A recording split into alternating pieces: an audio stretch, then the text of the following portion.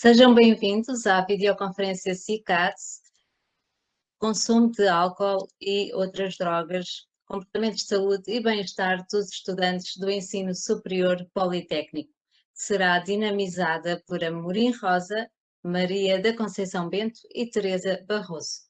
A moderação desta sessão está a cargo de Dr. Manuel Cardoso, Subdiretor-Geral do CICAD e Secretário-Geral do Fórum Nacional do Álcool e Saúde, a quem saúdo e passo desde já a palavra.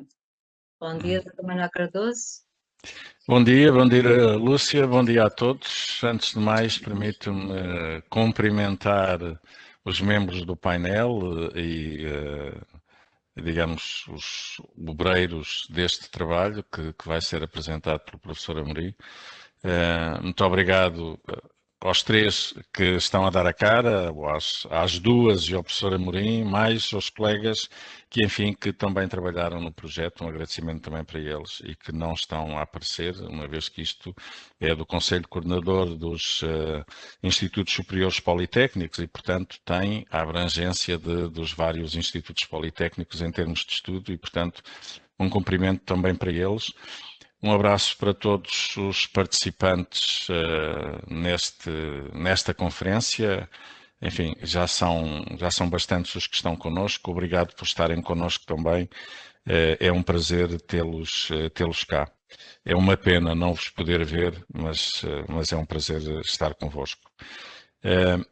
Antes de fazer a apresentação de cada um dos preletores, ou do professor Amorim e das senhoras professoras que depois poderão comentar com ele os resultados, apenas uma nota para falar do quanto este estudo é importante em termos, eu diria em termos nacionais, para percebermos o que são os comportamentos da população universitária, neste caso dos institutos politécnicos. Como sabem, o CICAD vai promovendo estudos para perceber a dimensão destes comportamentos na população geral, na população escolar, na população prisional. Portanto, tem feito realmente essa avaliação, faz ainda uma avaliação no Dia da Defesa Nacional, tentando perceber qual é o tipo de consumo de todos os jovens dos 18 anos, é provavelmente, digamos, a abordagem mais abrangente, mais lata, para perceber os consumos, neste caso, dos jovens de 18 anos. E depois temos então os estudos que este é o primeiro a este nível, na população universitária, nos institutos politécnicos. Houve um estudo na Universidade de Lisboa há uns anos atrás, que agora provavelmente vai ser alargado também às outras universidades, mas esta era, digamos, a área que estava, ou que tem estado, mais com uma lacuna maior em termos de percepção do que são os comportamentos aditivos, consumo de álcool, outras drogas e estes comportamentos de saúde e bem-estar. Por outro lado, como sabem, este estudo está integrado naquilo, ou é, de certo modo, o compromisso que o Conselho Coordenador dos Institutos Politécnicos tem no âmbito do Fórum Nacional Álcool e Saúde. O Fórum Nacional Álcool e Saúde é um espaço de partilha, por um lado, mas também de discussão digamos, por um lado dos problemas e por outro dos modos de tentar superar esses problemas, nomeadamente em relação ao consumo de álcool, e este é o compromisso, então, do Conselho Coordenador dos Institutos Politécnicos apresentar esta avaliação dos comportamentos nesta população universitária. E por isso é aqui um win-win, é um ótimo para os institutos perceberem quais são os comportamentos, é ótimo para o CICAD e para a sociedade perceber como é que são esses comportamentos, é uma absoluta mais-valia e por isso eu agradeço imenso. Por um lado, a todos os que desenvolveram o estudo, em particular ao professor Amorim, que vai apresentar, e à professora Conceição Bento, que lidera o processo, mas um agradecimento especial à professora Teresa Barroso, que nos tem acompanhado desde há muito tempo no FNAS, representando primeiro digamos assim, o corpo universitário, da população universitária, tem sido uma ajuda permanente na percepção daquilo que vai acontecendo a este nível da nossa sociedade e, portanto, um agradecimento especial para ela. Nós vamos organizar esta conferência fazendo, num primeiro momento, o professor Amorim vai fazer a apresentação do estudo e depois quer a professora Conceição Bento, quer a professora Teresa ficarão de suporte, se ele precisa de suporte, que eu acho que não, mas pronto, mas ficarão para acrescentar e a valorizar ainda mais aquilo que forem os dados que vão ser apresentados, que eu desconheço por completo. E por último, não menos importante, darei a palavra à audiência, quer em termos das perguntas que colocarem no respectivo local de perguntas e respostas, quer àqueles que queiram fazer uma pergunta de viva voz, levantando a mão. Então eu ia apresentar-vos neste momento os nossos, digamos, preletores, ainda que, como disse, quem vai ter o trabalho maior vai ser o professor Amorim. Apresentava-vos então a professora Maria da Conceição Bento, que é a coordenadora da Rede de Saúde e Bem-Estar no Politécnico, no Conselho Coordenador dos Institutos Superiores Politécnicos, é ela também a representante no FNAS e é professora na Escola Superior de Enfermagem de Coimbra. Aliás, eu acho que esta é uma característica comum dos três e, portanto, não vou repetir isso. Coordenou o diagnóstico de saúde e bem-estar dos estudantes do ensino superior politécnico, desenvolvido no ano letivo de 18-19, no âmbito do trabalho da Rede de Saúde e Bem-Estar do Conselho Coordenador dos Institutos Politécnicos e inserido no compromisso FNAS, como eu disse. A professora Teresa também é professora coordenadora na Escola Superior de Enfermagem de Coimbra, doutorada em Ciências da Enfermagem e mestre em toxicodependências e patologias psicossociais, enfermeira especialista em saúde mental e psiquiatria. Então, o nosso preletor principal, quer dizer, ali, neste caso, não sei se as vossas imagens, ele também fica entre as duas senhoras, um homem entre mulheres, está excelente, desta vez nem sequer temos problemas digamos, aqui de cotas de género, porque comigo fazemos 2-2, portanto está ótimo. O professor Amorim é professor adjunto na Escola Superior de Enfermagem de Coimbra, doutorado em Ciências da Enfermagem e também mestre em Psiquiatria e Saúde Mental. Primeiro especialista também em Saúde Mental e Psiquiátrica. E por isso, professor, eu dava-lhe a palavra, espero que tudo em termos tecnológicos corra bem e fico ansioso por ouvir os resultados do vosso estudo. Muito obrigado, a palavra é sua.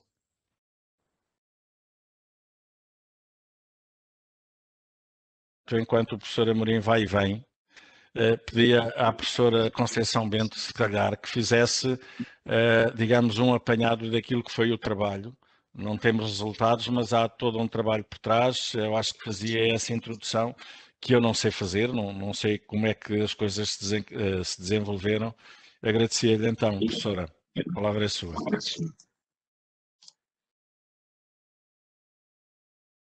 Então, muito bom dia a todas e a todos. É um gosto estar hoje convosco para apresentar um trabalho que tem vindo a ser desenvolvido no âmbito do compromisso do Conselho Coordenador dos Institutos Politécnicos no FNAS, como já foi dito aqui pelo Sr. Dr. Manuel Cardoso.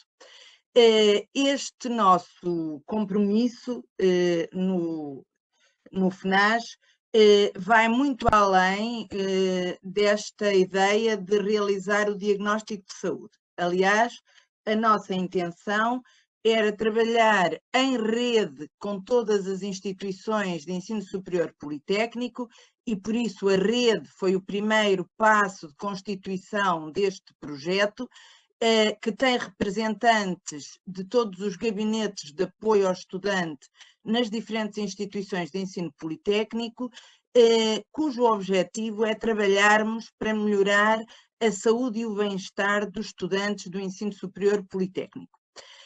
No contexto, claro, incluindo também as questões dos consumos de álcool e outras substâncias, como aqui já foi dito. É assim que surge a necessidade de fazer um diagnóstico de saúde de todos os estudantes, que é desenvolvido por uma equipa que eu coordeno, mas que, para além do professor Amorim e da professora Teresa, tem também de Lisboa a professora Graça Vinagre, do Instituto Politécnico de Leiria a professora Carolina, do Instituto Politécnico de Bragança a professora Helena, e do Instituto Politécnico de Setúbal, o professor Lino, que em conjunto com representantes das 21 instituições que integraram o projeto, desenvolveram este diagnóstico de saúde. E o diagnóstico de saúde não tinha a intenção de ser um estudo em si mesmo, mas tem a intenção de conhecermos a realidade dos nossos institutos politécnicos no âmbito da saúde, dos nossos estudantes, para podermos intervir e para, em rede, podermos constituir um conjunto de intervenções para depois ajudarmos os nossos estudantes, particularmente utilizando a metodologia da intervenção por pares.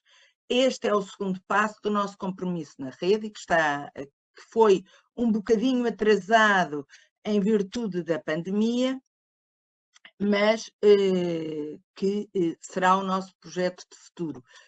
Trabalhar em conjunto, aliás, temos feito partilhas em vários seminários daquilo que tem sido já, porque este projeto nasce no contexto de um projeto mais alargado de trabalho que vem sendo desenvolvido já há muito tempo nas instituições, e, portanto, começamos também por partilhar aquilo que são as experiências no domínio das diferentes instituições e agora, a partir deste diagnóstico, desenvolveremos um projeto de intervenção coletiva. Eu penso que o meu colega Amorim está já disponível para passarmos à apresentação dos dados e, portanto, dar-lhe desde já a palavra, sem prejuízo de voltarmos à fala e de voltarmos a discutir alguns aspectos. Amorim? Mas se conseguir partilhar a apresentação, nós resolvemos o problema, está bem? Estou aqui. Ótimo. Estão-me a ouvir? Certíssimo. Não sei. Olha, Amorim, pronto, vá.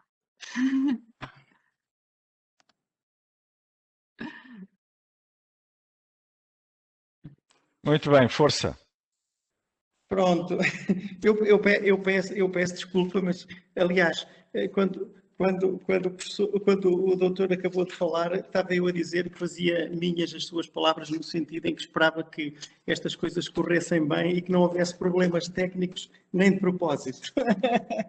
Ok, tudo bem. De qualquer forma, portanto, gostaria de cumprimentar todos os presentes. Naturalmente, começando pela professora Conceição Bento, enquanto coordenadora deste projeto e deste grupo, a professora Teresa Barroso, naturalmente o professor Manuel e também toda a audiência. Portanto, eu não iria gastar muito mais tempo a tecer comentários e passaria diretamente à apresentação, já que já passaram 30 minutos e, portanto, daqui a pouco temos o nosso tempo esgotado. Eu iria, então... E também porque, segundo o que me pareceu, a professora Conceição já terá feito, digamos, a questão introdutória a este estudo, já explicou em que contexto é que ele acontece, portanto não irei replicar essa informação. Portanto, eu iria passar diretamente à apresentação, julgo que estarão a ver a apresentação, certo? Ok. Está tudo em ordem já, está tudo em ordem. Sim. Muito bem. Então,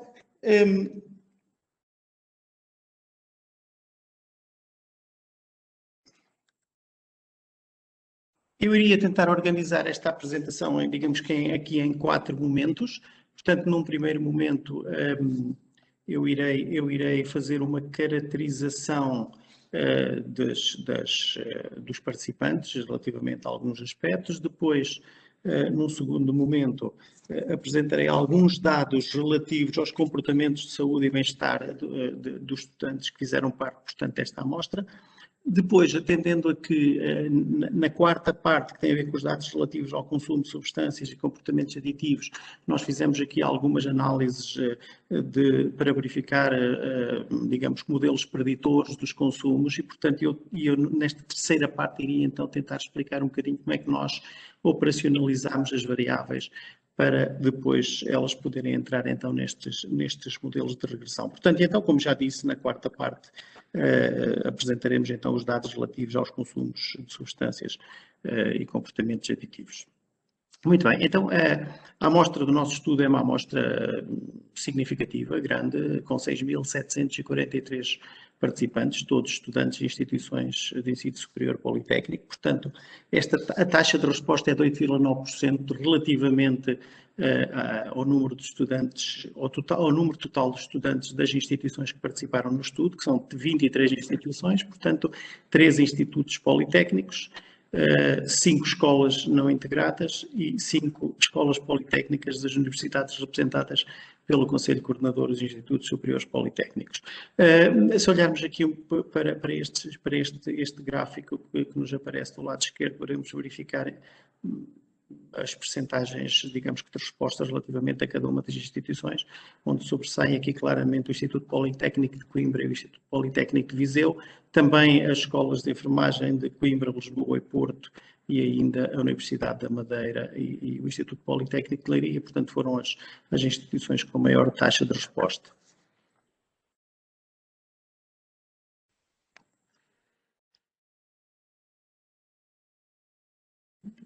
Eu estou a ter dificuldades em passar os diapositivos. Isto hoje está mesmo a correr mal, não sei o que é que se passa.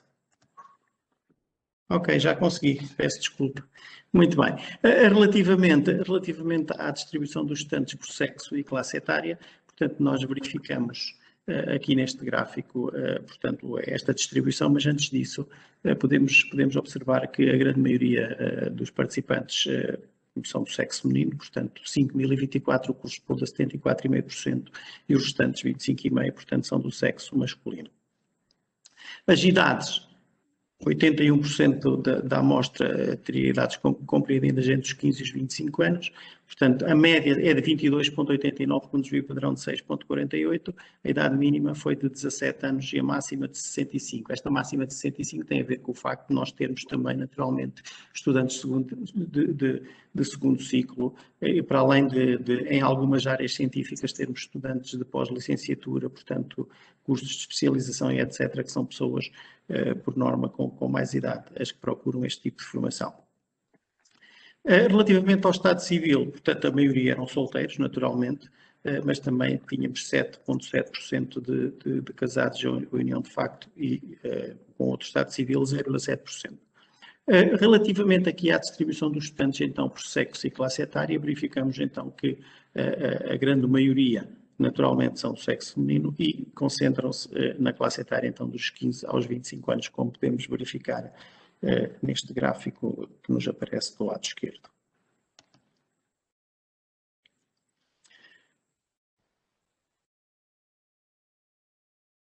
Muito bem. Relativamente à distribuição dos estudantes por sexo e área de estudo, podemos verificar que a grande maioria são estudantes, naturalmente, da área da saúde. Porquê? Porque estavam envolvidas estas 3 grandes escolas não integradas, Porto, Lisboa e Coimbra, e, portanto, isto faz sobressair de alguma forma os estudantes da área da saúde, ainda que existam muitos estudantes que participaram no estudo, são de outras áreas da saúde e de outros institutos que não necessariamente estas escolas. Portanto, sobressai aqui 35,4% são do sexo feminino e estudantes da área da saúde. Depois também temos, naturalmente, a engenharia, tecnologias e gestão, que é a única área, digamos assim, onde temos uma representação aproximadamente igual em termos de sexos, porque, como sabemos, nestas áreas específicas existem naturalmente muitos estudantes do sexo masculino.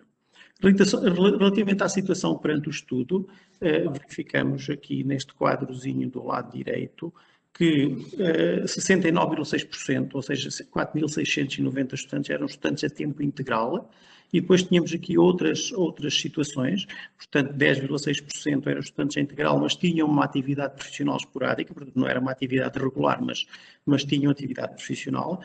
4,5% eram estudantes com atividade regular, portanto, e depois tínhamos 4,9% que eram estudantes com atividade profissional regular a tempo parcial e ainda 10,5% que eram estudantes com atividade profissional regular a tempo integral. Relativamente ao local de residência em período de aulas, e este é um aspecto claramente importante e que depois, de alguma forma, se cruza ou se entrecruza com outras variáveis que veremos mais à frente. Portanto, observamos que 52,7% dos estudantes estão deslocados da sua residência habitual. Este é um aspecto extremamente importante, naturalmente, porque o facto de estar deslocado da sua residência habitual depois terá implicações, tanto ao nível do desempenho académico, mas sobretudo no envolvimento em determinado tipo de comportamentos de saúde, muitas vezes que não são os mais adequados. Então, neste gráfico do lado esquerdo, podemos verificar que 5,5% vivem sozinhos, portanto, durante o tempo de aulas, 35% vivem com colegas em quarto ou em apartamento, 6,1% em residências estudantis e depois temos aqui 43,9% mais 4,5% que vivem basicamente com familiares, quer seja família de origem, quer seja outros familiares. E depois ainda temos mais 5,1% que viverão noutras circunstâncias que não foram apuradas. Ok, portanto, se nós olharmos para os dados que nos aparecem do lado direito, portanto, relativamente ao número de participantes que vivem deslocados da residência e que indicam ser 52,7%, este número é muito aproximado realmente. Peço desculpa, os que vivem em residência permanente, que são 47,3%, verificamos então que estes dados são muito aproximados ao somatório, então, daquelas duas opções de viver com a família ou com outros familiares. Portanto, há aqui uma coerência neste aspecto que é interessante.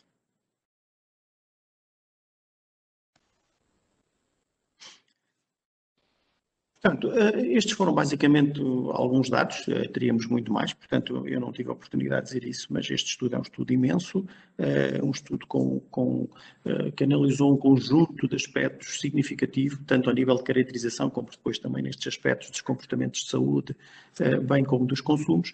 Naturalmente tivemos que fazer uma síntese ajustada ao tempo e ao contexto e, portanto, estes pareceram-nos os aspectos mais importantes. Passaríamos então agora aqui à questão relacionada com os estilos de vida e comportamentos de saúde. E como sabemos, os estilos de vida e os comportamentos de saúde adotados na fase da adolescência e juventude têm claramente uma influência naquilo que serão basicamente as ocorrências futuras em termos de doença ou em outro tipo de consequências prolongadas.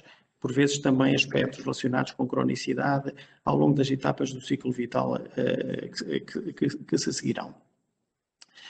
Resultado de vários estudos, portanto, os resultados de vários estudos evidenciam que os jovens adotam comportamentos pouco saudáveis, sobretudo quando transitam para o ensino superior, onde são confrontados com novas condições de vida, novos cenários, novos desafios. Portanto, esta mudança, que se relaciona um pouquinho com aquilo que eu já disse anteriormente, à qual acresce o facto digamos que de saírem de casa dos pais e passarem a viver num contexto diferenciado, portanto acaba por ter algumas consequências aqui nesta questão dos desenvolvimentos. Por via disto, as instituições de ensino superior podem e devem desempenhar um papel fundamental na promoção da saúde dos seus estudantes, como transformando-se em universidades e escolas promotoras de saúde. Mas para que isso aconteça, portanto, para que existam programas de intervenção nas escolas que as tornem escolas promotoras de saúde, é importante partir da caracterização dos comportamentos e estilos de vida dos estudantes, ou seja, no fundo, daquilo que eles pensam, que eles sentem, daquilo que são as suas percepções, aquilo que é a sua análise individual relativamente à questão dos estilos de vida. Portanto, os dados que vos apresentaremos de seguida são uma parte, uma síntese, digamos assim, de alguns dos aspectos mais importantes. Então, no gráfico do lado esquerdo, no fundo, temos um conjunto de variáveis que têm a ver relacionadas com as condições de vida e a forma como os estudantes as apreciam sob o ponto de vista da satisfação.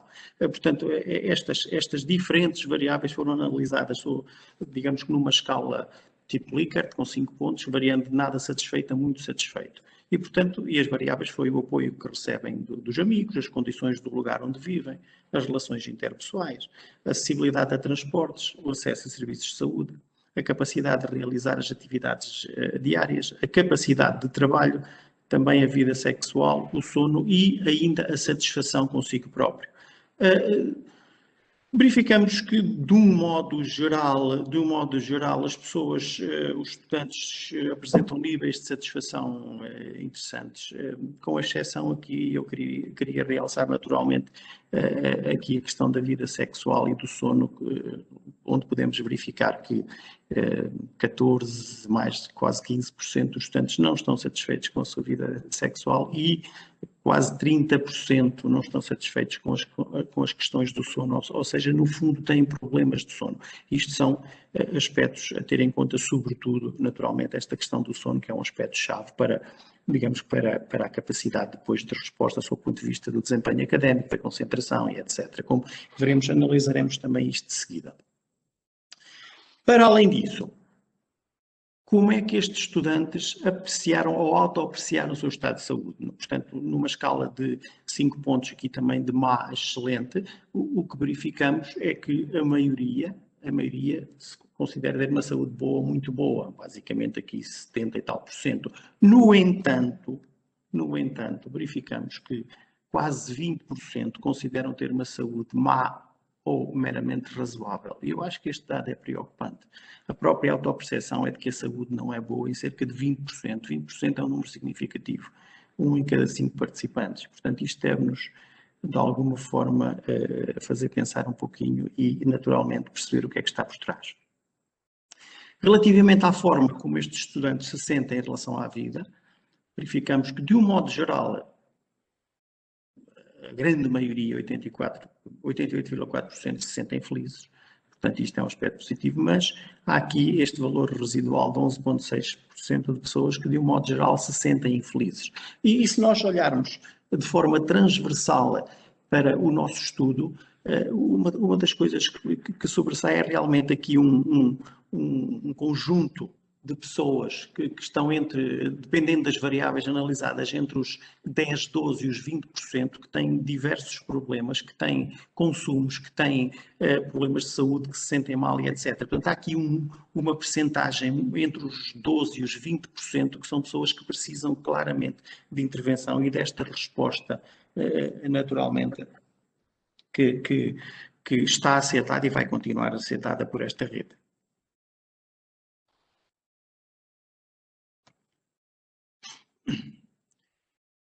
Neste diapositivo o que perguntámos no fundo foi a frequência com que os estudantes, com que os participantes tinham um conjunto de sintomas de mal-estar físico e psicológico nos últimos 30 dias. Portanto, isto variando numa escala de nunca a diariamente ou quase todos os dias. E aquilo que verificamos numa análise assim simples, porque os números são claros, é que mais de 30%, ou seja, aproximadamente 1/3 destes participantes, sentem-se tristes ou deprimidos uma ou mais vezes por semana. Eu acho que este é um dado que nos deve preocupar também. 26,4% associado a este aspecto sentem-se sozinhos uma ou mais vezes por semana, ou seja, estamos a falar de estudantes que vivem num contexto académico, que vivem a interação com os pares, que a grande maioria até vive em contextos, digamos, onde estão mais pessoas, mesmo em termos residenciais, no entanto, sentem-se sozinhos. estamos a falar de mais de 25%, portanto acho que é um número significativo. 44,2% têm dificuldades em dormir uma ou mais vezes por semana, um outro dado que eu acho que realmente é muito importante.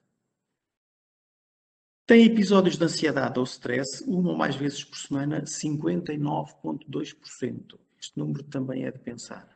E ainda, naturalmente, derivado das outras questões, aqui muitos destes aspectos eventualmente ligados a processos de somatização, naturalmente, não é? Portanto, temos 48,7% que têm dores nas costas uma ou mais vezes por semana, 40,8% que têm dores de cabeça e 14% que têm dores de estômago. Portanto, estas coisas estão, regra geral, associadas. Ou seja, nós fizemos inclusivamente aqui uma análise de correlação e verificamos que estes fatores estão associados e com significado estatístico. Portanto, para além disso ainda, e como consequência, naturalmente, eu queria realçar que aproximadamente metade dos participantes referem dificuldades de concentração. Estamos num contexto académico onde a questão da atenção, da concentração e, naturalmente, outros aspectos cognitivos são fundamentais para o desempenho. E, portanto, 50% aproximadamente, 49% qualquer coisa, têm dificuldades de concentração. Portanto, é um valor também que nos deve preocupar. Relativamente às questões do sono, como vimos anteriormente, 39% corresponde a 2.632 indivíduos têm problemas de sono. Tentámos perceber que tipo de problemas de sono e verificamos que 76,23% têm dificuldades em adormecer, eventualmente muito ligado às questões da ansiedade, 47,91% têm sono interrompido e 48,44% têm dificuldade em levantar-se, ou seja, provavelmente o sono, aquilo que aconteceu durante a noite não foi reparador e as pessoas sentem-se naturalmente cansadas e têm dificuldade em levantar-se para iniciar um novo dia.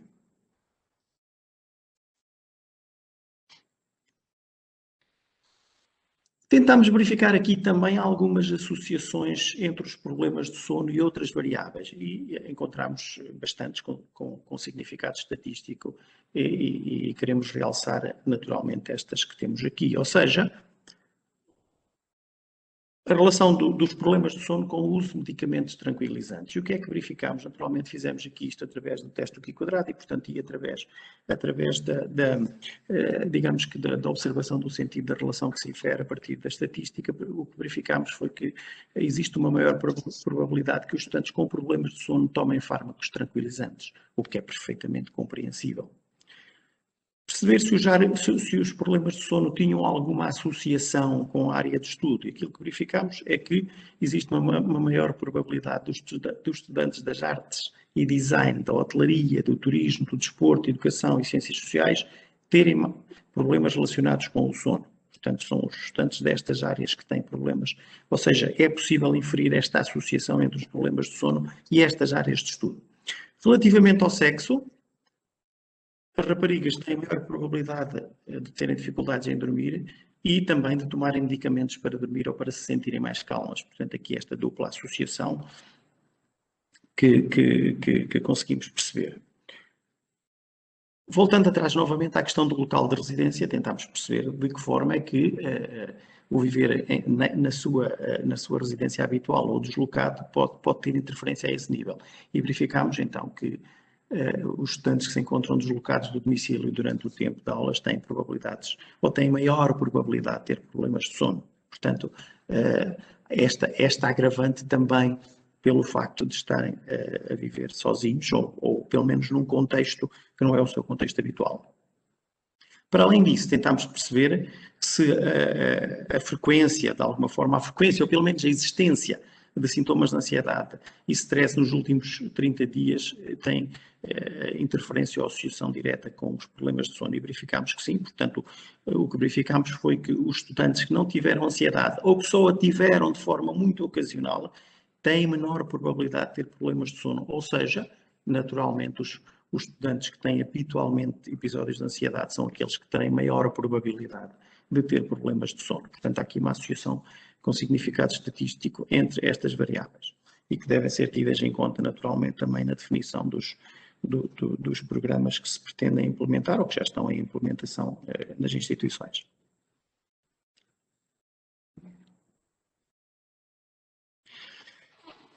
Um outro aspecto que tentámos perceber era basicamente qual é a percepção do estilo de vida após a entrada no ensino superior. No fundo, como é que estas pessoas se sentem em termos de saúde depois da entrada no ensino superior. E, naturalmente, aqui neste gráfico ao centro do lado direito, verificamos que aproximadamente metade, ou seja, 48%, se sentem menos saudáveis ou muito menos saudáveis. Eu acho que este é mais um dado extremamente preocupante. Ou seja, 1 em cada 2 indivíduos que entram no ensino superior politécnico sentem-se menos saudáveis depois da entrada no ensino superior politécnico. Isto terá naturalmente na sua gênese um conjunto de aspectos que poderemos discutir na outra fase, digamos que desta atividade, mas acho que é um dado a reter, aproximadamente 50%, portanto basicamente 48%. É um dado muito elevado. Tentámos perceber, então, se existe alguma associação estatística significativa entre esta percepção do estilo de vida, das questões da saúde, após a entrada no ensino superior, e perceber se existe alguma relação com o ano de curso. E o que verificámos é que as pessoas que se sentem menos bem, ou seja, que se sentem pior, são naturalmente as pessoas que estão nos 2 primeiros anos de curso. Ou seja, existe uma maior probabilidade para que os estudantes do 3º e 4º ano percepcionem o seu estado de saúde como mais saudável. Portanto, aparentemente, nesta fase inicial as coisas são mais preocupantes e, naturalmente, isto também nos remete, de alguma forma, para aspectos específicos da intervenção a desenhar. Verificamos também se as áreas de estudo têm alguma relação com o sentir-se mais ou menos saudável, ou, no fundo, ter ou não ter maior bem-estar. O que verificamos foi que os estudantes das artes e design e do desporto são aqueles que têm maior probabilidade de percepcionar o seu estilo de vida como mais saudável. Portanto, artes e desporto mais saudável. Os estudantes das engenharias, tecnologias e gestão, educação e ciências sociais têm uma maior probabilidade de manter ou de considerarem o seu nível de saúde, o seu estilo de vida como igualmente saudável relativamente àquilo que era antes da entrada no ensino superior. Finalmente, os estudantes da saúde e da hotelaria e turismo, portanto, não têm aqui uma tendência. A tendência é que eles modificam a sua percepção, mas pode ser no sentido positivo ou no sentido negativo, de forma indiferenciada. Portanto, é aquilo que verificamos. Mas reter aqui a ideia de que aqueles que se sentem melhor, de alguma forma, são os das artes e design e do desporto.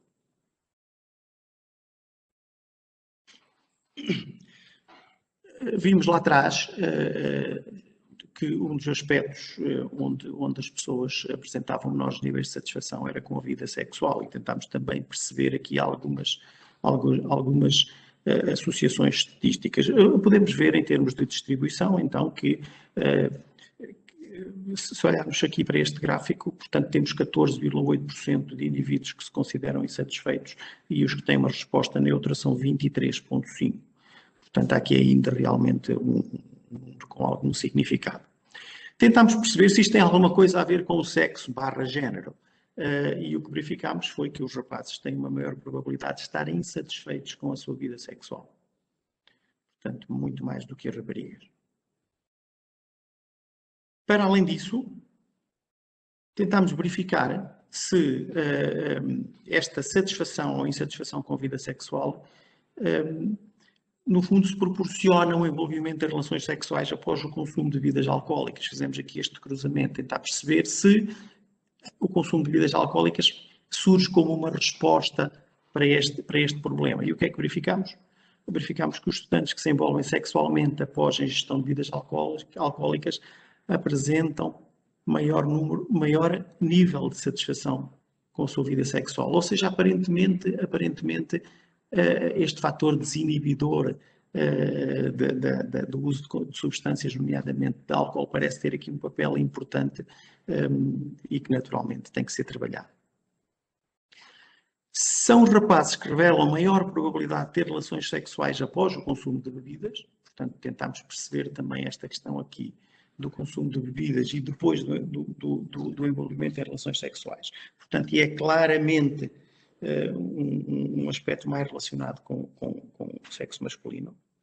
E depois verificamos que os estudantes mais satisfeitos com a sua vida sexual têm menor probabilidade de recorrer ao consumo de bebidas alcoólicas para facilitar os relacionamentos, de alguma forma, para se envolverem com as pessoas.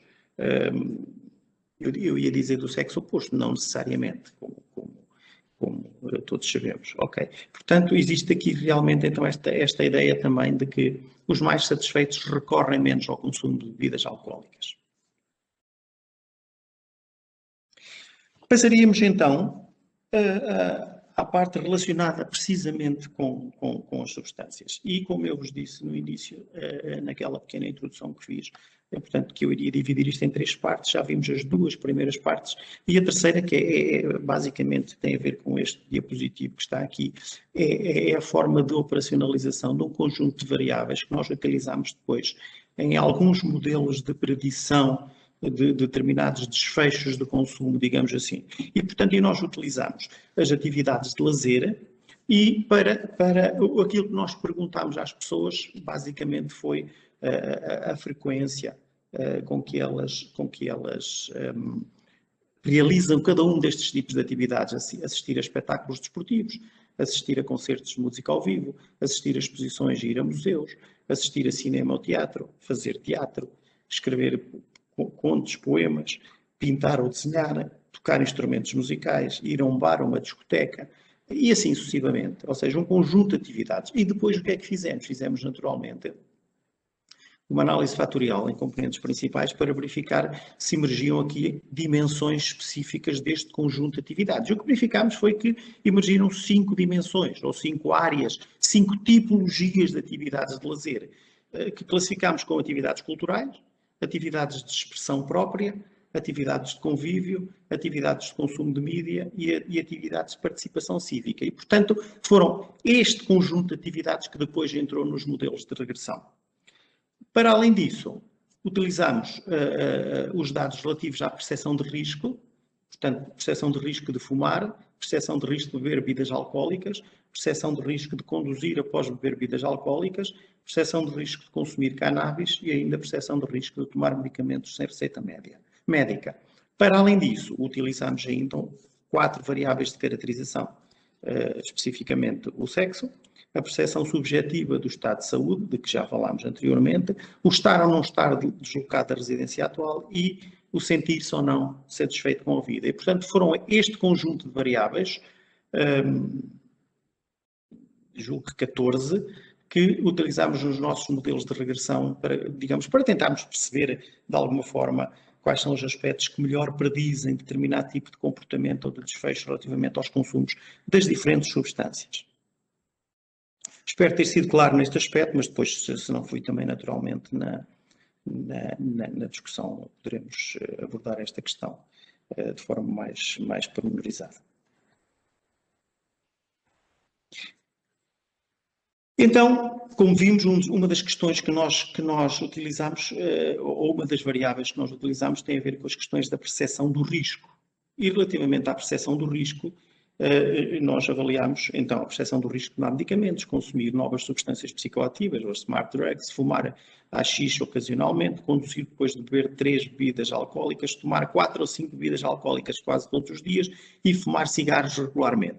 Eu queria destacar aqueles 2 resultados, que por sinal são iguais, 16,7%, que consideram nada ou pouco prejudicial tomar medicamentos sem receita médica e fumar haxixe ocasionalmente. Claro que os outros dados também são significativos, nomeadamente conduzir depois de beber 3 bebidas alcoólicas, 5,7%, e por aí fora. De qualquer forma, estes 2 sobressaem de alguma forma deste conjunto de variáveis que incluem então a percepção do risco por parte dos estudantes. Relativamente à questão do consumo de tabaco, verificamos que 3.784 indivíduos, o que corresponde a mais de 50%, são não fumadores, nunca fumaram. E isto parece-me um aspecto muito positivo. Parece-me realmente um aspecto muito positivo. Depois, 19,3% não fumam atualmente, mas já fumaram. Portanto, foram pessoas que provavelmente passaram por uma determinada experiência e não aderiram. Portanto, neste momento não fumam.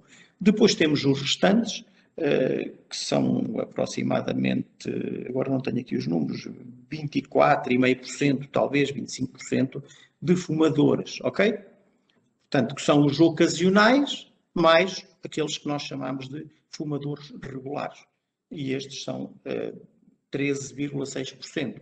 Este número é inclusivamente inferior àquilo que são os dados de âmbito nacional, que nos parece até bastante interessante e que pode ver-se naturalmente algumas políticas que têm estado a ser implementadas ao nível das instituições de ensino superior e que de forma sistemática poderão estar a ter algum significado a este nível, algum efeito a este nível. Portanto, parece-nos um dado positivo, ou seja, nem tudo aqui é negativo, como é óbvio.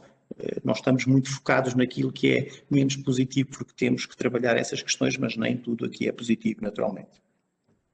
De realçar que dos fumadores regulares, digamos assim, que são, portanto, 1.657, 900 já tentaram deixar de fumar, ok? E destes, mais de metade, 2 ou 3 ou 4 ou 5 vezes. Isto remete-nos também, se calhar, para esta necessidade de implementar programas, estratégias que ajudem estas pessoas também, reencaminhá-las para ajuda específica no sentido que elas possam realmente cessar este tipo de comportamentos. Relativamente à média de idade de consumo, esta média é 16,46 anos, com um desvio padrão de 2,54 anos.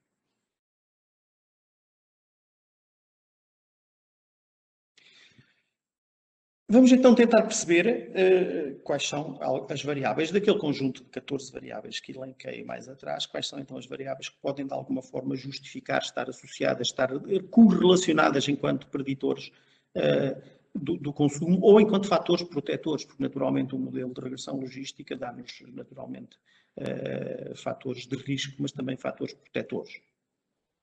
Quais foram daquelas variáveis todas as que apresentaram efeitos estatisticamente significativos? Foi o sexo, a percepção do estado de saúde, a prática de atividades de convívio, a prática de atividades de expressão própria e ainda a percepção de risco de fumar cigarros.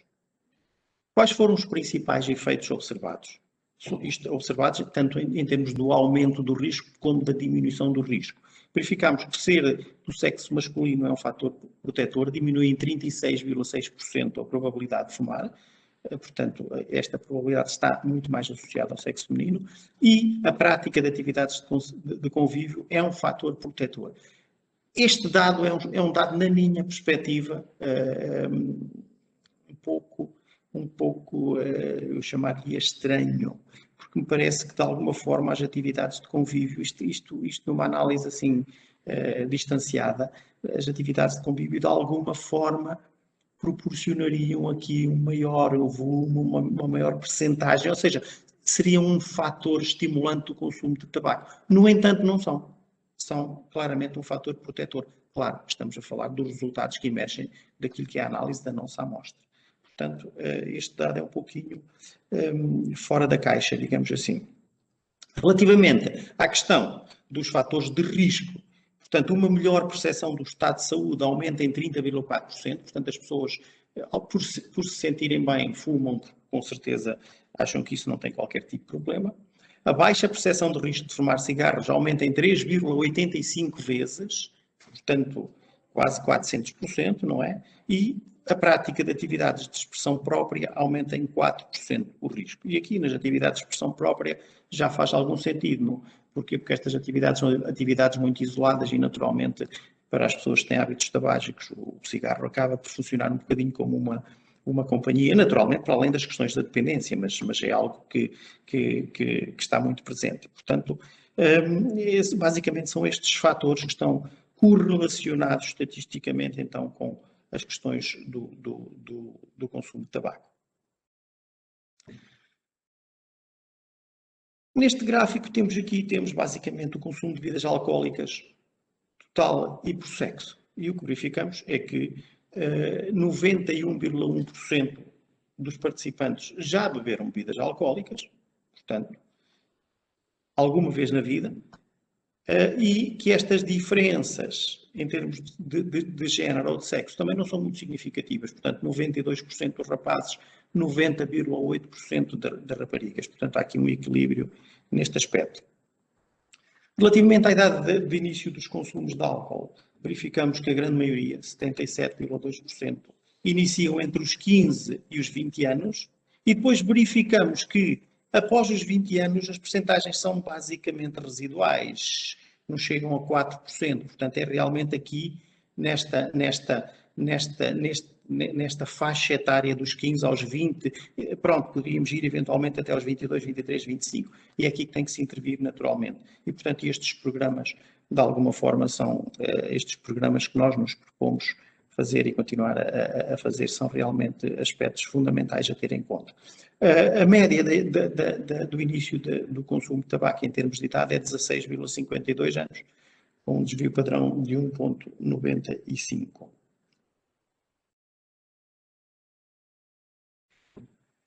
Relativamente à frequência de consumo de álcool nos últimos 30 dias por sexo, verificamos então que há aqui um grupo significativo. Se verificarmos, estamos a falar de 25% dos rapazes e quase 9% das raparigas que bebem álcool, ou que nos últimos 30 dias beberam álcool mais do que 2 ou 3 ou 4 ou 5 vezes por semana. E este é um dado a ter em conta, naturalmente. Portanto, 2 ou mais vezes, 25% dos rapazes e quase 9% das raparigas. Portanto, é um dado significativo e a ter em conta e que nos deve alertar também para algumas necessidades em termos de intervenção. Peço desculpa.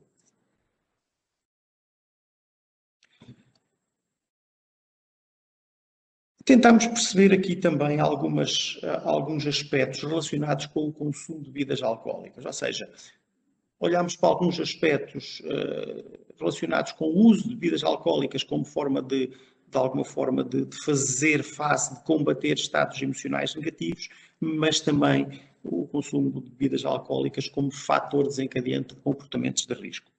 E verificamos que 28,3% consumiram bebidas alcoólicas por se sentirem tristes ou ansiosos, ou seja, como resposta naturalmente desadaptativa para esta situação, e que nos últimos 30 dias foram 36,8%, naturalmente 36,8%, destes 28,3% que referem já ao ter feito. E em todos os dados, portanto, a percentagem dos últimos 30 dias é naturalmente referente à percentagem dos que responderam afirmativamente. Portanto, parece-me um número a ter em conta.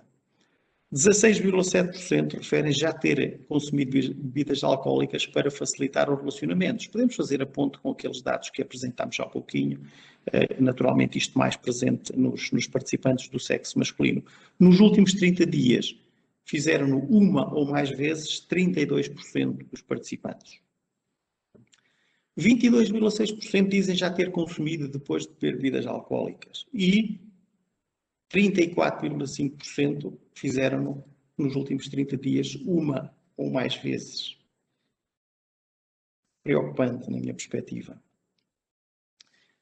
Também tentámos perceber se já tinha acontecido os estudantes não serem capazes de ir às aulas depois de beber bebidas alcoólicas, ou seja, não terem capacidade para se deslocar para as aulas, não terem condição física, estarem-se a sentir mal por terem bebido. E responderam afirmativamente 23,6%. E nos últimos 30 dias, aqueles que o fizeram, aqueles a quem aconteceu mais do que uma vez, ou aliás, uma ou mais vezes, foram 30%.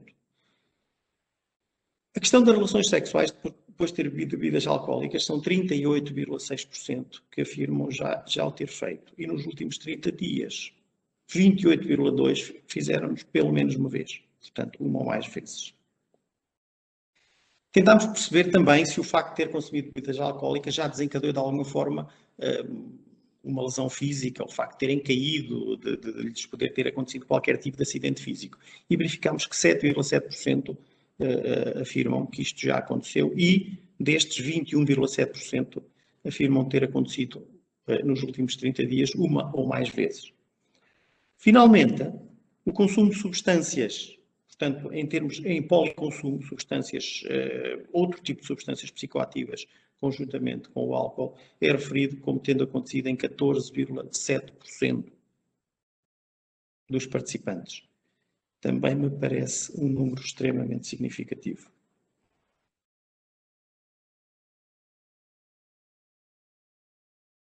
Ups. Muito bem.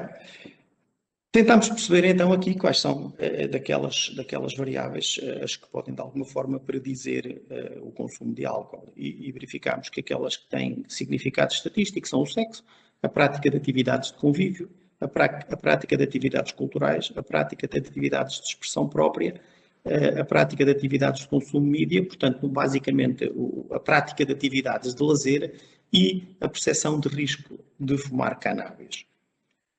Em termos dos efeitos protetores ou, digamos que de acréscimo, de aumento do risco, verificamos que a prática de atividades de expressão própria é um fator protetor, diminui a probabilidade em 13,3%. Também a prática de atividades de consumo de mídia é um fator protetor, diminuindo a probabilidade em 7,6%. Em sentido contrário, ser do sexo masculino implica uma maior probabilidade, acrescendo 28,7%. Ao risco de consumir álcool.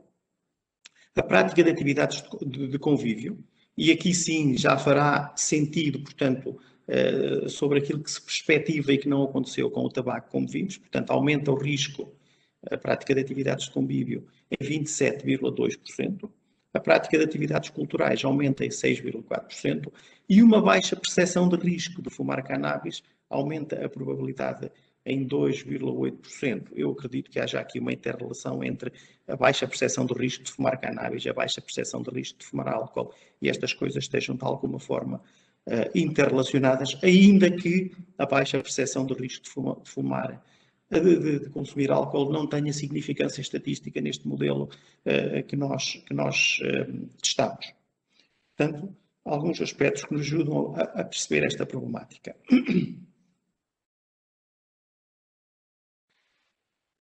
Tentamos também perceber a ocorrência de consumos de binge drinking, ou seja, como todos sabemos, o consumo de 5 ou mais bebidas numa ocasião e, portanto, o que verificamos é que 32,3% dos participantes afirmam já o ter feito. Portanto, isto parece-me também claramente um dado a ter em conta. Perguntámos quantas bebidas contendo álcool consomem, em média, num dia normal de 24 horas. Ou seja, quando bebem, quanto é que bebem? E verificamos que a grande maioria, 72,2%, bebem uma ou duas. E que 16,9% bebem 3 ou 4. A questão é que existe depois aqui aquela tal franja dos 10%, 11%, dependendo aqui é um bocadinho menos, mas de qualquer forma também significativo. Portanto, de pessoas que bebem 5 ou 6 ou 7 ou 9 ou 10 ou mais. E isto acho que é altamente preocupante. Portanto, 6,8%, 10, 11%. Consomem mais de 5 bebidas num dia normal em que bebem. Portanto, isto é um aspecto claramente a ter em conta e que eu acho que é muito relevante. Relativamente ao tipo de bebidas consumidas, a maioria das pessoas preferem a cerveja, bebem cerveja, 42,3%, 19% vinho e depois 38,3% de bebidas destiladas ou espirituosas. De realçar que o estudo mostrou-nos que os rapazes bebem preferencialmente mais cerveja e as raparigas bebem preferencialmente mais bebidas destiladas e espirituosas. Relativamente ao sexo, existem maiores consumos no sexo masculino relativamente ao feminino, mas as diferenças que nós observamos não são estatisticamente significativas, ou seja, existe realmente um maior consumo, mas não é significativo ao ponto de o podermos afirmar, ou de podermos afirmar que ele existe realmente nesta população.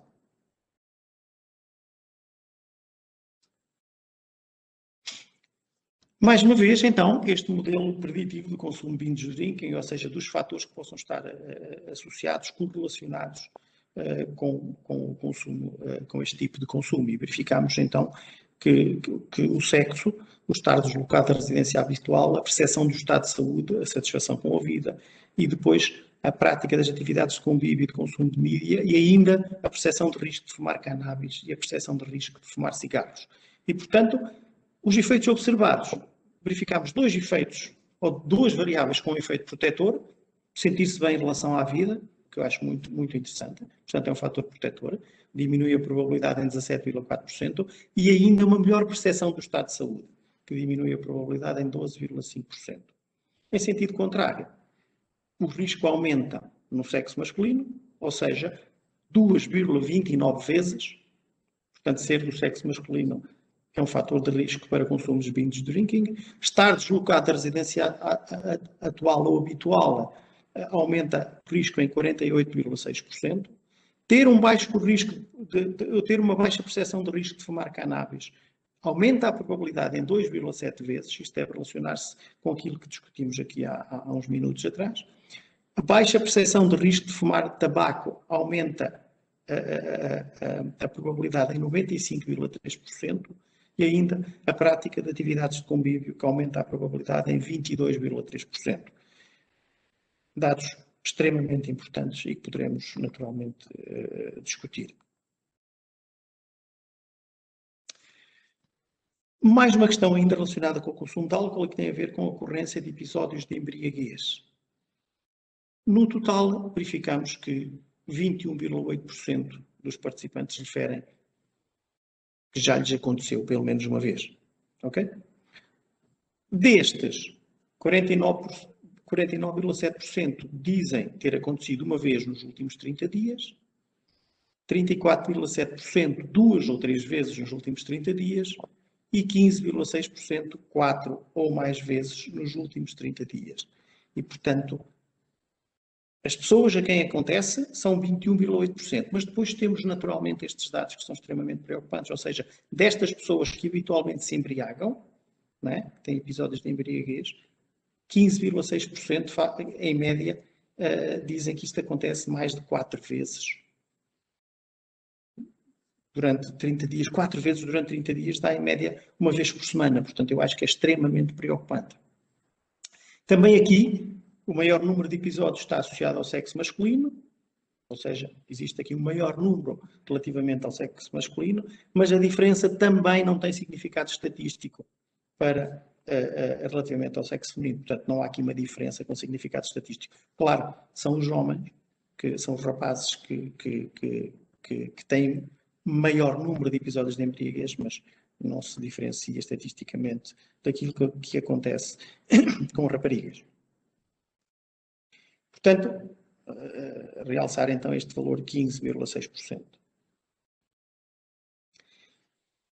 Verificamos também, então, os fatores que possam estar associados à ocorrência dos episódios de embriaguez e verificamos que, em termos das variáveis preditoras, aquelas que têm efeitos estatisticamente significativos são o sexo, o estar deslocado da residência habitual, a percepção do estado de saúde, a satisfação com a vida, a prática de atividades de convívio, a percepção de risco de fumar cannabis e ainda a percepção de risco de conduzir depois de beber.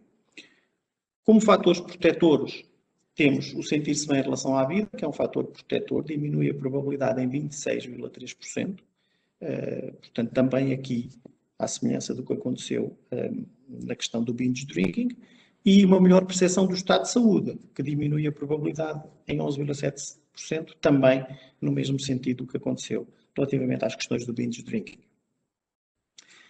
Relativamente ao aumento do risco, ser do sexo masculino aumenta o risco em 51,6%, estar deslocado da residência habitual aumenta o risco também, e por coincidência, em 51,6%, a prática de atividades de convívio aumenta o risco em 22,2%, a baixa percepção do risco de fumar cannabis aumenta o risco de embriaguez em 2,95%, eu acho que este dado é extremamente significativo.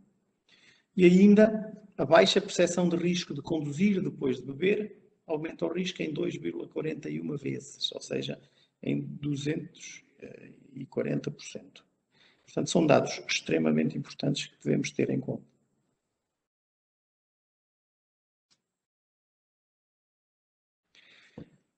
Relativamente ao consumo de tranquilizantes, portanto, basicamente psicofármacos, ansiolíticos, hipnóticos e eventualmente outros, o que é que verificamos? Verificamos que 42,20% ou 42,2% dos participantes afirmam já o ter feito. Ok?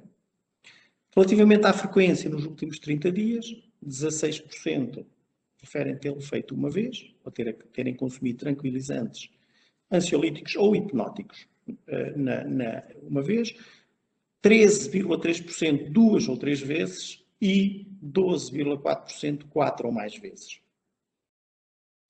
Também tentámos perceber a questão do consumo de fármacos para melhorar o rendimento escolar. E nos últimos 30 dias, portanto, há 2.060 indivíduos, o que corresponde a 30,65% da amostra que afirmam tê-lo feito, e nos últimos 30 dias, também aqui 10,2% dizem tê-lo feito 4 ou mais vezes nos últimos 30 dias. Portanto, estes números são extremamente importantes. Aqui, ao contrário do que aconteceu nas situações anteriores, os maiores consumos são do sexo feminino relativamente ao sexo masculino e as diferenças têm significado estatístico. Portanto, estas diferenças são significativas. Portanto, maiores consumos de fármacos, quer para se sentirem mais calmos, quer para melhorar o rendimento escolar, associados, então, ao sexo feminino.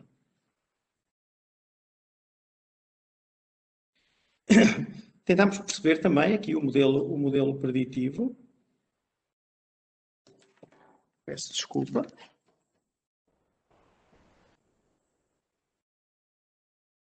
E verificámos então que as variáveis com significado estatístico são o sexo, o estar deslocado da residência habitual, a percepção do estado de saúde, a satisfação com a vida, a prática de atividades de convívio e a prática de atividades de consumo de mídia. Relativamente àquelas que funcionam como protetoras deste tipo de consumos, portanto, o sexo masculino, como vimos, ainda agora estava mais associado ao sexo feminino, portanto, o sexo masculino é um fator protetor, diminuindo a probabilidade em 66,5%. Estar deslocado da residência habitual diminui a probabilidade em 23,2%. Sentir-se bem em relação à vida diminui a probabilidade em 50,1%. E uma melhor percepção do estado de saúde é também um fator protetor, neste sentido em que diminui a probabilidade em 31,2%. Os fatores que fazem aumentar a probabilidade do consumo de tranquilizantes são a prática de atividades de convívio e a prática de atividades de consumo de mídia. Isto são as variáveis, digamos, com efeito estatisticamente significativo. Naturalmente, há outras variáveis que de alguma forma têm pequenos contributos, mas depois, como não têm efeito estatisticamente significativo, portanto, não são consideradas no modelo.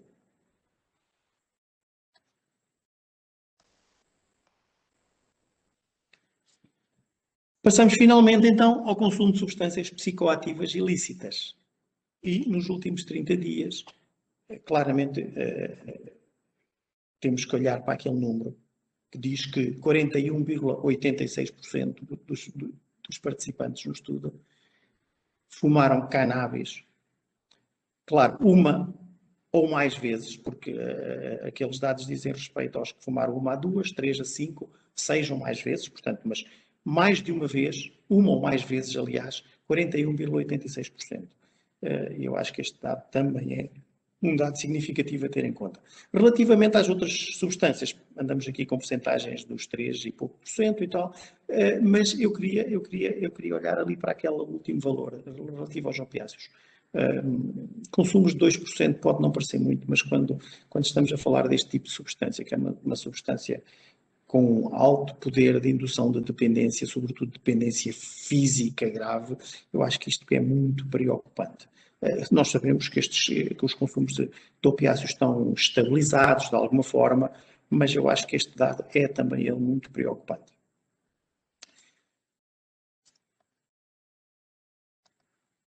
Relativamente, então, ao consumo de substâncias ilícitas, verificamos que 21,8% do total da amostra afirmam já o ter feito, certo? E destes, 31,9%. Portanto, peço desculpa que há aqui um lapso qualquer nas percentagens. Estas percentagens não corresponderão naturalmente. Não, estas percentagens são percentagens sobre o total. Ok, pronto, mas são basicamente 31,9% de rapazes e 18,3% de raparigas, ok? Mas eu julgo que há aqui um lapso qualquer. Eu peço desculpa, mas este dado deve ter havido aqui um lapso na transcrição deste dado. Também peço desculpa. Os dados estarão corretos aqui, mas não em termos de percentagem. Portanto, e 78,2% afirmam não ter consumido substâncias ilícitas.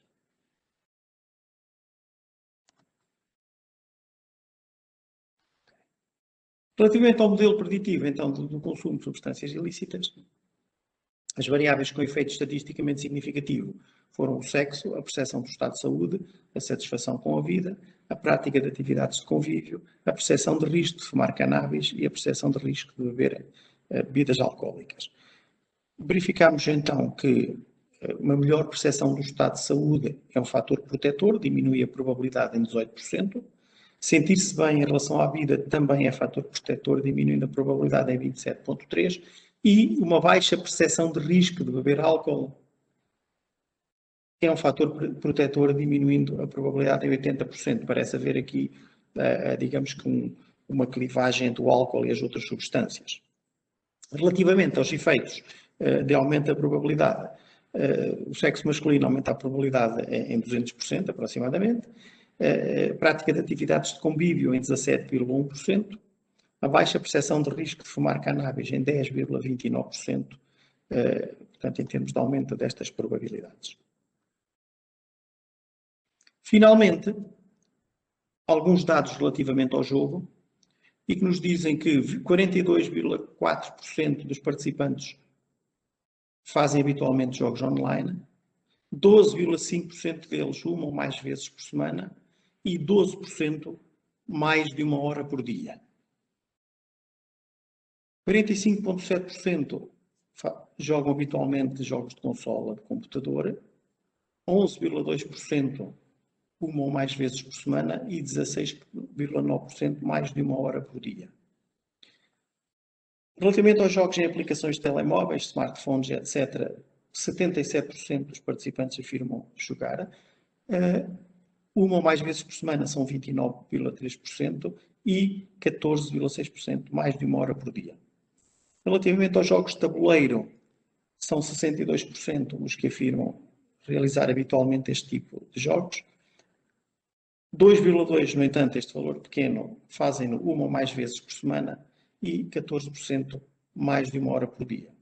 Relativamente aos jogos de cartas e dados, são 76,7% os que afirmam jogar este tipo de jogos, 5,9% fazem uma ou mais vezes por semana e 19,4% mais de 1 hora por dia. E, finalmente, este dado que eu acho que realmente está vermelho, não é por acaso. 30,4% dos estudantes afirmam jogar a dinheiro. Naturalmente, nós sabemos que a grande maioria será jogos tipo raspadinha, etc. Mas no meio destes 30,4% haverá com certeza outro tipo de jogos a dinheiro que provavelmente serão muito problemáticos, não estando naturalmente a minimizar aquilo que é o problema do jogo das raspadinhas e afins, enquanto um problema grave, como é óbvio, mas julgo que este dado é muito significativo e nos deve fazer pensar e olhar para medidas que o possam ajudar a minimizar. E terminei então, obrigado pela vossa atenção, e a partir daqui vamos tentar responder às vossas questões. Naturalmente eu poderei responder algumas questões, sobretudo questões mais técnicas do estudo, aspectos mais de concepção, julgo que as questões poderão ser dirigidas mais à professora Conceição e à professora Teresa. Muito obrigado. Professora Menino, muito obrigado. Foi uma apresentação, ou melhor, o estudo é fantástico e a apresentação foi também ela muito boa, apesar de ter roubado aqui o tempo todo. A sua primeira meia hora roubou-nos o tempo da conferência. De qualquer modo, vamos ficar aqui pelo menos, bom, se os nossos responsáveis pela formação nos derem mais 15 minutos, para pedir aos participantes que coloquem questões, que levantem a mão se quiserem dizer alguma coisa. Eu, em primeiro lugar, ia passar a palavra às colegas que trabalharam no estudo, à professora Teresa e à professora Conceição, ou à professora Conceição, à professora Teresa. A professora Conceição já fez o enquadramento do estudo, não sei se quer agora fazer alguma digamos assim, alguma reflexão sobre algum dado específico, igual para a professora Teresa depois, e depois então vamos ver se temos perguntas no sítio das perguntas e respostas e se alguém quer usar da palavra. Professora Conceição. Eu não ia gastar agora muito tempo, agradecer ao Amorim a clara exposição, não ia gastar muito tempo para dar tempo para as questões. É evidente que neste estudo, que tem muito mais dados do que aqueles que foram aqui apresentados, nós fazemos também um conjunto de recomendações. Como é facilmente perceptível, os dados apontam para onde é que precisamos de intervir, particularmente promovendo a saúde e o bem-estar de estudantes, que em quase todos os aspectos age como uma variável protetora, preocupando-nos especialmente com estudantes deslocados, porque, como vimos, o saírem de casa da família, particularmente no primeiro e segundo ano, tem um impacto na vida destes estudantes, com reflexos quer no sucesso escolar, mas particularmente na sua saúde e bem-estar e nos comportamentos que desenvolvem e que vão ficar para a vida, perpetuando-se depois, porque eles são a seguir os pais das crianças que constituem as gerações seguintes, e portanto temos aqui um espaço de oportunidade enormíssimo para trabalhar com estas pessoas, ajudando-as a ajudar-se, porque estamos também a falar de indivíduos que estão a frequentar o ensino superior e com potencial de reflexão, de aprendizagem e de construção dos seus próprios percursos enorme, enorme, e portanto com eles podemos ajudar a construir gerações que vão ser muito mais saudáveis, muito melhores e muito mais capazes de intervir socialmente para termos sociedades melhores com pessoas mais felizes. Eu não ocuparia mais espaço neste momento. Obrigado, professora Conceição. Realmente estamos ainda na fase em que os jovens, as pessoas, estão a formatar, de certo modo, o seu estilo de vida. E, portanto, há aqui, muito bem, eu penso que sim, o estudo realmente é fantástico e tem dados que são de uma importância extrema. Professora Teresa, quer fazer algum comentário? Eu não queria ocupar muito tempo, porque se houver perguntas seria muito interessante. Eu queria agradecer a todos, agradecer ao Amorim a sua apresentação. Foi um esforço imenso tentar fazer uma síntese daquele que é o relatório e com o grau de peritagem que também todos percebemos que o Amorim tem. Mas eu nesta fase, eu gostaria também de cumprimentar, em particular, a professora Conceição Bento, por ter sido tão visionária e ter lançado, para além deste diagnóstico de situação, esse movimento da rede, que a rede existe, está instituída, envolve pessoas, tem nome, cada uma dessas pessoas tem participado ativamente nestes últimos anos e, por consequência, também tenho que agradecer ao Fórum Nacional do Álcool, que nos permitiu desenvolver este trabalho, e este desafio não vai ficar por aqui, com fórum ou sem fórum. Espero que o fórum continue, mas foi devido ao visionamento da professora Conceição Bento, na altura era presidente da nossa Escola Superior de Enfermagem, que aquilo que nós pensávamos que era uma coisa muito complexa, hoje está claramente construída uma rede promotora de saúde e bem-estar dos politécnicos e escolas superiores de enfermagem, e isso é um movimento que tem nome. Eu até, pronto, se não fosse perder tempo, o relatório depois irá ter o nome de cada uma dos representantes das instituições. Nesse movimento fizemos formação, em todos os seminários que fomos fazendo, fizemos formação junto desses representantes e levámos esta questão do bem-estar, em particular relacionado com o álcool, e temos, de facto, neste relatório, muitas medidas de propostas, e há muitos dados que mereciam ser discutidos até por grupos com outras sensibilidades, e eu acho que temos muito trabalho para pôr em prática depois deste diagnóstico de situação, e eu agradeço a oportunidade de participar e de ser desafiada por vós. Obrigada. Obrigado, doutora Teresa, professora Teresa. Realmente, a percepção com que fico, a ideia com que fica é que, e eu estou de acordo convosco, o professor Amorim foi brilhante na apresentação. Eu fiquei aí quietinho, porque tinha que ser, foi brilhante. O enquadramento e as referências que foi fazendo foram muitíssimo boas, riquíssimas. Eu acho que o estudo é que é riquíssimo. Permite uma intervenção, ou pode permitir uma intervenção em cada uma das entidades, discutir com os próprios estudantes. Há de haver momentos para fazer isso, nos vários. Eu acho realmente a primeira expressão que usei foi de fantástico, porque é verdadeiramente o que sinto. Acho que há um manancial de informação que pode ser usado para ajudar os estudantes. Num primeiro momento, é verdade que é pensar no futuro, mas é muito também no dia-a-dia deles, percebendo quais são as dificuldades que eles têm hoje, se calhar vamos ser capazes de os ajudar de uma maneira muito, muito efetiva. Eu não sei se temos perguntas, eu não vi propriamente muitas perguntas. Doutora Lúcia, diga-nos alguma coisa. Não sei se o professor Amorim quer fazer algum comentário sobre estes comentários. E pronto, e a Lúcia, se houver perguntas, faça-me saber, porque eu não estou a ver nem mãos levantadas, nada, e portanto gostava de saber. Neste momento não temos, só temos aqui a Michelle Castro a perguntar onde podemos ter acesso ao estudo na íntegra. Ainda é cedo, creio eu, mas Exato. tudo bem. Ok. Professor Amorim, quer fazer algum comentário? Ok, muito obrigado. Pronto, naturalmente eu com aquele início atribulado acabei por não agradecer o convite e etc. Foi um prazer fazer. Essa parte não é necessária. Não, nós é que agradecemos imenso por tê-los connosco. Muito bem, é um prazer muito grande estar aqui. Foi um prazer muito grande, ou é um prazer muito grande pertencer a este grupo. Como já percebemos, é um grupo extenso e que tem uma cobertura de âmbito nacional. E, portanto, pessoas diferenciadas, diferentes umas das outras, mas que todas contribuíram para que este resultado acontecesse. Claro que foi um estudo extremamente trabalhoso,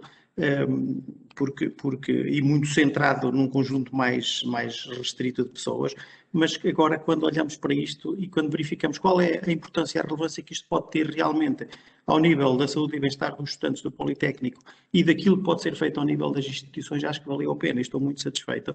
E estou muito satisfeito, aliás, estou cada vez mais satisfeito sempre que partilhamos os resultados deste estudo. Portanto, muito obrigado. Já agora a responder à colega que perguntou, o relatório está concluído, está em fase final de publicação, mais uns dias, julgamos. Temos essa perspectiva, portanto, perspectiva e expectativa. E, portanto, julgo que dentro de alguns dias, talvez não muitos, possamos ter o relatório disponível para que possa ser consultado. Claro que o relatório é muito mais extenso do que isto, como vocês imaginam. Bom, mas eu aí faço-vos um desafio, é que tem que o dividir em peças, em partes, para poder depois ser apreciado e trabalhado, porque é em mais profundidade em cada uma das áreas. Eu permito, nós temos alguém que quer colocar uma questão, mas eu permito-me ser oportunista aqui e dizer, nós estamos neste momento em fase de construção do novo Plano Nacional para a Redução dos Comportamentos Aditivos e Dependências, e toda esta informação e o próprio Conselho Coordenador dos Institutos Politécnicos, a vossa rede é indispensável para nos trazer, digamos assim, desafios de construção ou de melhoria das condições de saúde, de vida, percepções destes jovens dos ensinos politécnicos. E dava agora a palavra ao colega ou à colega das Casas de Santiago para colocar a questão que quiser ou fazer o comentário que entender. Olá, bom dia. Bom dia a todos. Meu nome é Alexandre, eu dirijo a Comunidade Terapêutica Casas de Santiago e felicito desde já a iniciativa e os parabéns pelo diagnóstico de situação apresentado. Tentem encostar-se mais ao microfone porque não estamos a conseguir ouvi-la. Então eu vou repetir. Bem-aja pelo trabalho apresentado, pelo diagnóstico de situação e queria vos felicitar e pronto, fiquei muito contente de terem apresentado também os dados sobre o jogo e como comunidade terapêutica acho que é trabalhos destes que nos dão a importância de incluir o jogo nos tratamentos dos comportamentos aditivos e achava que foi um bom impulso para se perceber o quanto é importante intervir na área da dependência sem substância e até mesmo incluir um trabalho de prevenção de dependências sem substância dentro dos institutos politécnicos e das universidades. Eu, enquanto comunidade terapêutica, estarei disponível para poder partilhar esse conhecimento dentro das universidades e politécnicos daqui da minha região. Será que é agora que vão incluir no plano o jogo como uma patologia a ser subsidiada pelo Estado português? É um bom impulso este trabalho. Obrigada. Bom, o subsidiar a patologia pode não ser, mas o tratamento talvez fosse uma coisa interessante e o jogo, claro que faz parte do plano, já fazia parte do plano anterior e, portanto, continua a fazer parte do plano.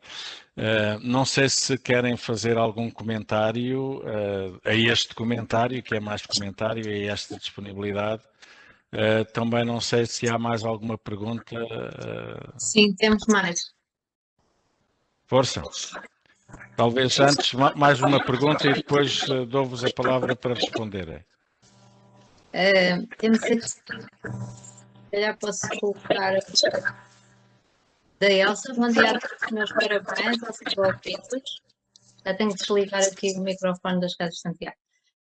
Especialmente ao professor Amorim pela excelente exposição. Tenho apenas uma curiosidade, o questionário foi aplicado online ou em formato papel? Muito obrigada e parabéns mais uma vez. Aproveito para colocar outra questão. Parabéns pela excelente apresentação. Constatei, é do Nelson Carvalho, da Madeira, constatei no consumo dos últimos 30 dias, em relação ao consumo das ilícitas, reparei que o consumo das NSPs está ao nível das SPAs ilícitas, que não a cannabis. Esse consumo é semelhante em todas as zonas da amostra? Eu não consegui perceber. Aquilo que me parece que o Dr. Nelson da Madeira está a perguntar é que os valores de consumo nos últimos 30 dias de novas substâncias psicoativas é equivalente, em percentagem, é equivalente ao consumo de substâncias ilícitas que não cannabis, de outras drogas que não cannabis. Correto. E a pergunta dele é se, uma vez que os politécnicos ou os institutos politécnicos estão distribuídos pelas várias regiões do país, se é equivalente ou é equilibrado pelas várias regiões, nos vários institutos, ou se é diferente. Ok, então eu posso responder relativamente à primeira questão. O questionário foi um questionário com formato online, portanto, e que foi divulgado por todas as instituições de ensino superior, portanto, foi naturalmente enviado, publicitado através dos mailing lists e de outros formatos. Em cada uma das instituições nós tínhamos pessoas que faziam parte da rede e que de alguma forma promoviam os aspectos relacionados com o preenchimento e, portanto, foi este o formato. Julgo que não houve sequer nenhuma situação onde nós possamos ter utilizado o questionário em papel. Já não tenho memória, mas julgo que não. Inicialmente até pensámos nisso para uma situação ou outra, mas depois acabámos por não o fazer. Portanto, o questionário foi 100% online. Portanto, e com divulgação através das próprias instituições e com pessoas dentro da instituição que faziam esta divulgação e que estimulavam de alguma forma, que falavam com os colegas, olha, diz aos teus estudantes e no fundo divulgavam das diversas formas possíveis. Por isso também é que conseguimos uma amostra que eu considero importante. 6.700 e qualquer coisa estudantes. Relativamente à segunda questão, nós não fizemos um trabalho de verificação de verificação, de análise, se existem diferenças relativamente às diversas instituições de ensino superior politécnico, o que nos permitisse dizer se estes dados são semelhantes em todas as zonas do país. Portanto, nós não fizemos esse tipo de trabalho, portanto, eu não lhe consigo responder. Obrigado.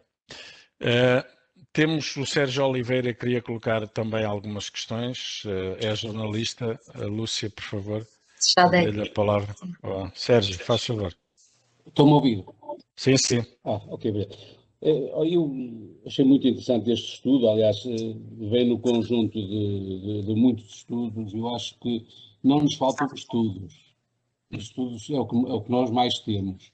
O problema que nos falta são adjetivos, que é o problema de nós continuarmos a falar de que o consumo do álcool, das substâncias, são consumos recreativos. O recreativo induz-nos, digamos, a uma coisa interessante.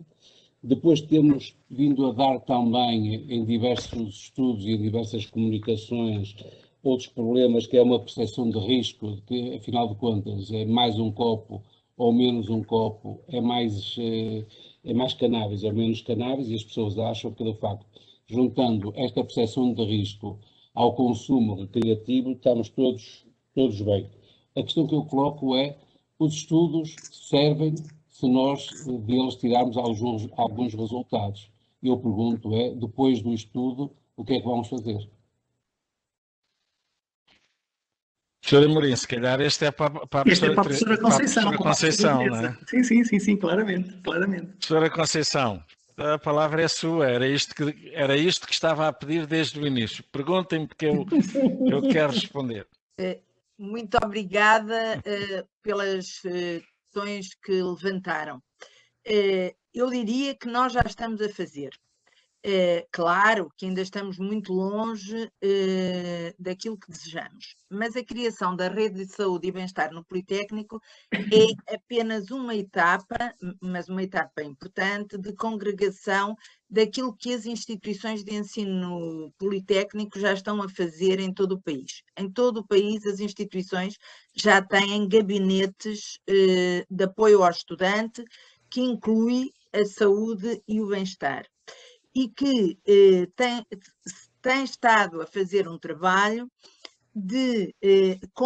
para os estudantes e com os estudantes, que começa nos processos de integração.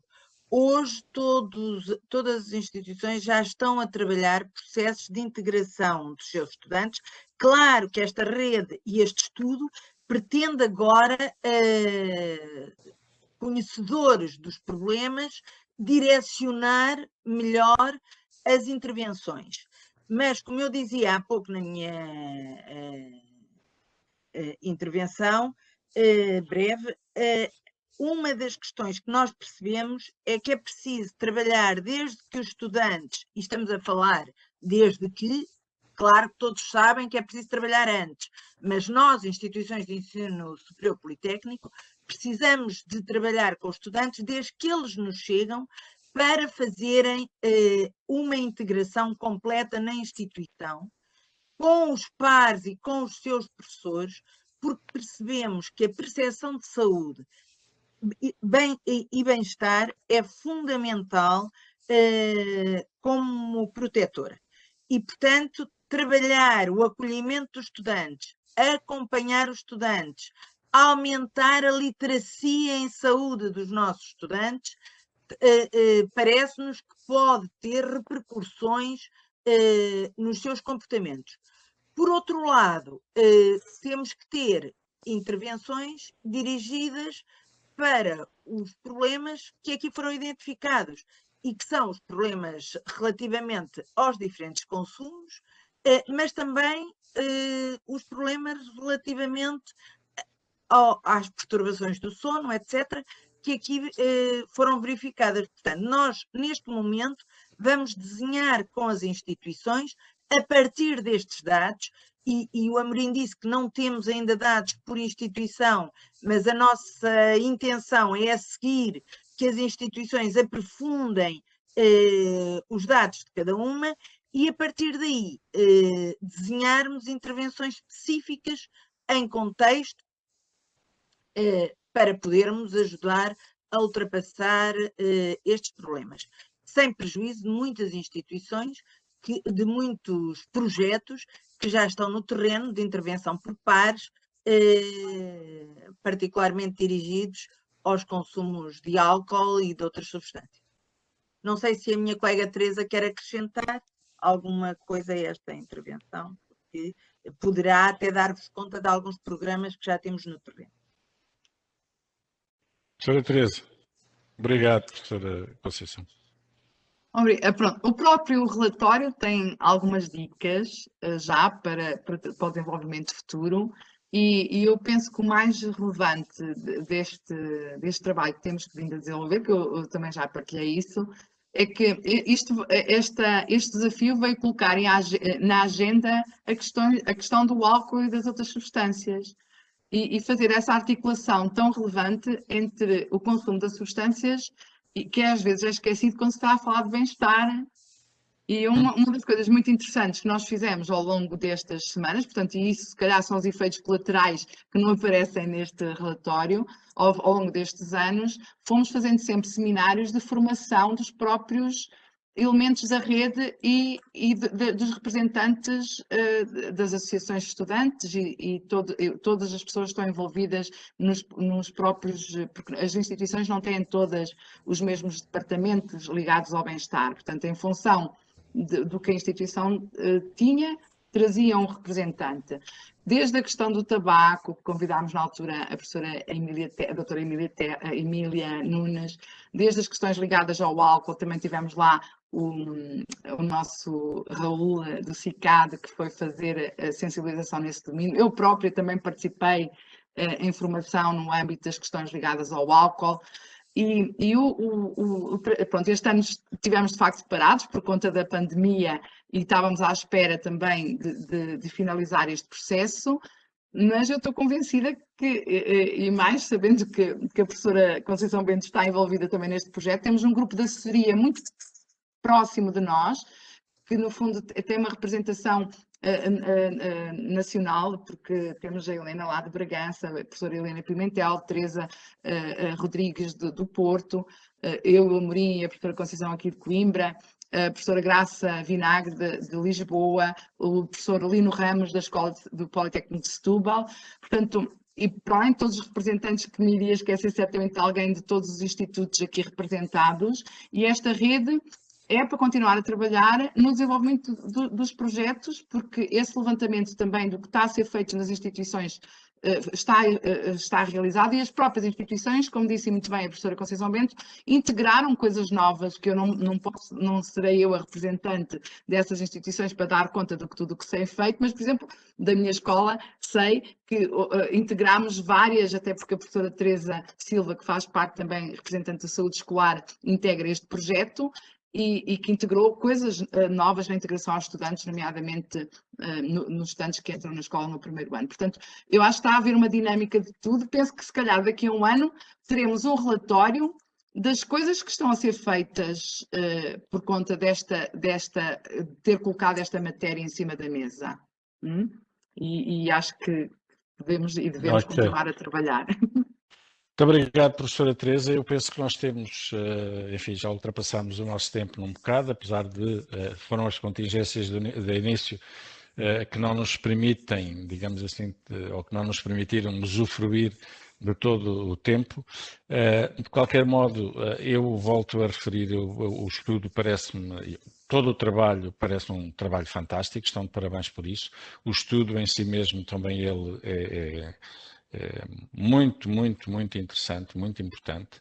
Eu referia que eu penso que não consegui reter todos os dados, mas há duas ou três coisas que são significativas, para além das... Professora, já lhe dou a palavra então, que me parecem significativas e que valia a pena referir, não só a experimentação do consumo de bebidas alcoólicas, que é realmente muito alto, mas depois existem outros comportamentos. Eu acho que essas relações são muito interessantes e precisam de ser trabalhadas. Mas depois ficam aqui duas outras questões. Por um lado, a prevalência da experimentação de cannabis, mas particularmente o consumo nos últimos 30 dias ou nos últimos dias de cocaína e de heroína em termos de substâncias ilícitas, precisam de ser, o professor Amorim disse-o bem, pela sua preocupante, o valor não parece muito alto, mas porque a probabilidade de criar dependência neste consumo de heroína tem que ser aprofundada e perceber realmente o que é que está por trás e até onde é que se pode ir. E, por outro, aprofundar também os 30% de jogo a dinheiro, estava a vermelho, parece-me também muito bem. Importa perceber se esse jogo a dinheiro é de jogos sociais, que às vezes temos essa, não sei, nesta população provavelmente não tanto, mas se é de jogos sociais que têm um poder aditivo menos forte, ou se são de jogos de resposta imediata, e aí sim a coisa torna-se muito preocupante, seria realmente interessante poder ver. Então, não sei, primeiro, professor Amorim, se quiser dizer umas últimas palavras, deixava-lhe agora o ecrã, porque agora não temos a sala, é mesmo o ecrã, e sim, professora Conceição, finalizaria, dava-lhe a palavra assim por último, está bem? Professor Amorim. Muito obrigado, não vou roubar mais tempo, simplesmente agradecer mais uma vez, reforçar a importância destes dados. Claro que haverá dados mais importantes uns do que outros, naturalmente, mas reforçar a importância destes dados. Digamos que a compartimentação da importância dos próprios dados, naturalmente para o CICAD há dados mais importantes e outros menos importantes. Para outras instituições, para as instituições de ensino superior, os dados são todos importantes. Portanto, mas de qualquer forma, eu acho que há aqui dados que nos ajudarão, com certeza, a desenhar estas intervenções com a especificidade que cada uma das instituições de ensino superior politécnico tem, com especificidades que podem ser, como disse, não me lembro agora o nome da pessoa que perguntou relativamente àqueles dados por instituição ou por zona do país. É claro que há esses dados que têm a ver com a região onde acontecem, mas há muitos outros fatores. E, portanto, o relatório em si tem um conjunto tão significativo de dados analisados e discutidos que pode ser realmente muito útil se as pessoas quiserem utilizá-los para desenhar, para implementar programas. Nós queremos, estamos nessa, claro que não podemos fazer tudo. Nós temos que fazer a ponte com as instituições, naturalmente, e depois grande parte do trabalho será dentro de cada uma das instituições. Portanto, era isto que eu queria dizer. Muito obrigado, muito obrigado e mais uma vez pelo convite. Muito obrigado, professora Amorim. Professora Conceição, faz favor. Bom, eu gostava de cumprimentar todos os que estiveram nesta videoconferência e colocaram questões, mas em particular gostava de usar estes últimos minutos para agradecer na pessoa do Dr. Manuel Cardoso, ao CICAD e ao FNAS. Porque, de facto, estes sucessivos compromissos que o CCISP teve com o Fórum Nacional do Álcool e Saúde foram importantíssimos na dinamização deste processo. E, portanto, eu acho que vale a pena, quando as redes se constroem, vale a pena quando há esta interligação e quando podemos ganhar com o conhecimento de todos em prol de desenvolvermos melhor localmente, não é? Este pensar global para agirmos local, que o FNAS e os compromissos com todos os atores potenciam, é muitíssimo importante e eu queria deixar aqui um agradecimento em meu nome e sei que do CCISP ao FNAS e ao CICAD.